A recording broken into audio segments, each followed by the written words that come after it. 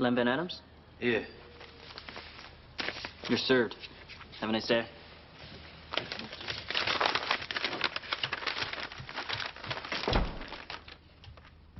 What is it? Thought he's soon to get his half of the store back. Oh, my, what? This is unbelievable. Miss Joseph, so nice to see you again. Oh, thank you. It's nice to see you. Can I get you anything? Your assistant already offered. I'm fine, thank you. So, I gather that you'd like to make a settlement offer. I must warn you, though, I don't have much wiggle room. You are seriously going to contest Hardy's contract for sale of J&H Groceries on the grounds that he was mentally unfit? He was and is. Oh, come on. Hardy Lester has no history of mental illness. None that you're aware of. Hey, I can make a definitive showing in court. Yeah. You're going to make a definitive fool of yourself. Oh, please, look, are you going to make a settlement offer or not? This is the most ridiculous bluff I've ever seen. Good day, Miss Joseph. Good day, Mr. Shard. You got Mr. Robinson fired. But Mr. Robinson was fired? Because of you and Mom. Who told you that? Mr. Robinson. Look, Ahmad, your mother and I did not have that man fired. Then why would he tell me that? Look, we talked to the principal. We didn't say anything about firing him. I can't believe my dad doesn't know what he did. I hope that look doesn't mean you don't believe your own father. I don't.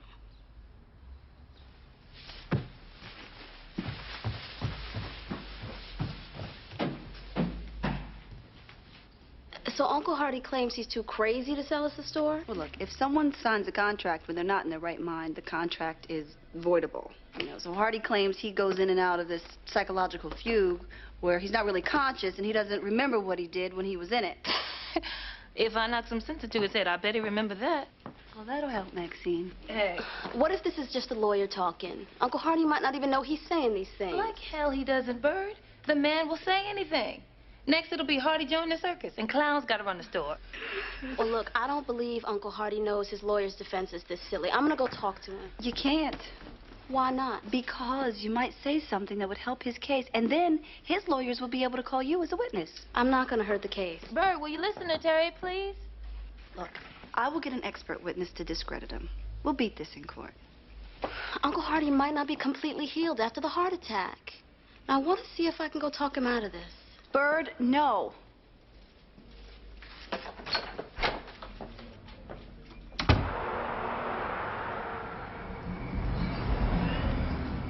We didn't say anything about wanting that man fired. I know. He was the only black teacher at that school. Mm-hmm. How did we know something like this was gonna happen? Well, we couldn't, baby. But we have to go back down to that school and tell Principal Gordon how we feel. Yeah.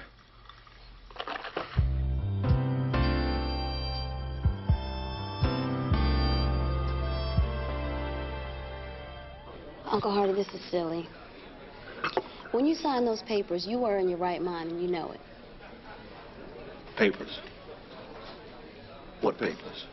We had a deal. Deal? I don't remember no deal.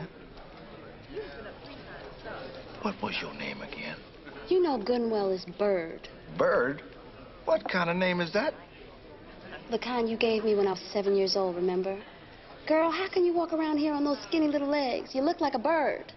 You gonna tell me you were crazy back then? I'm gonna have to beg your pardon, see, because I don't remember real good. I got this condition. Oh, you stop. You and I both know you don't have no condition. I do. It's called a fugue state. See, what happens is every time... You don't have any kind of fugue state or any other state, and you know it. Well, look here, I'd like to help you, but I'm sorry. I'm sorry.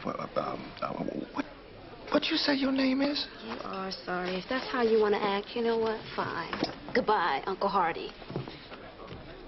Hope you can remember to pay for breakfast.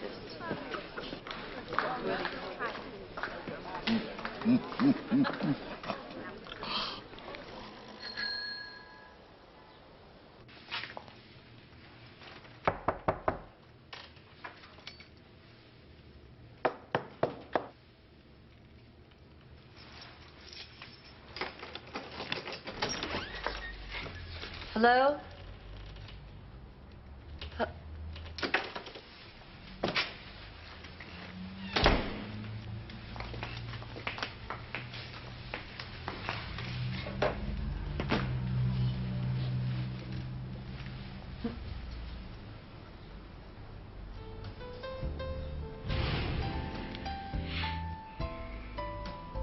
Hear me. Damn. I'm not saying stop. Baby. Please, I'm begging. Please, I'm begging.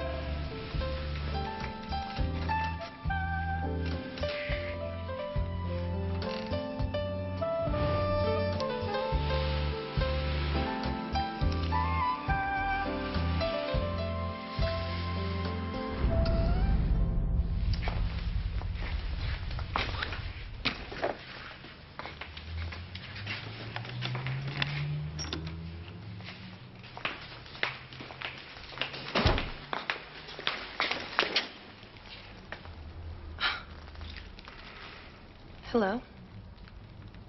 Hi. I'm sorry, I didn't mean to scare you. I thought Damon was out of town. He is out of town. He went to visit his brother. I just came by to water the plants. Bring in the mail. Excuse me.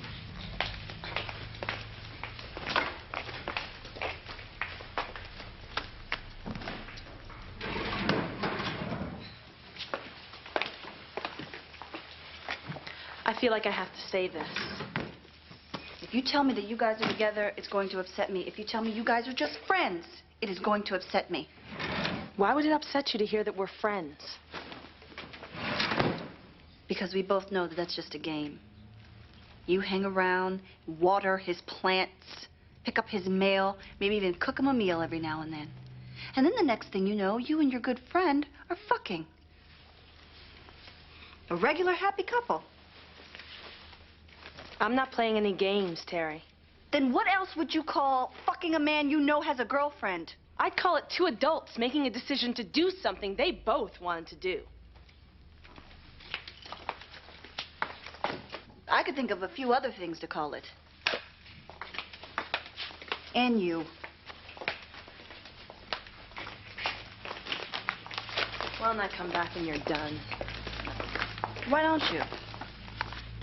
You know?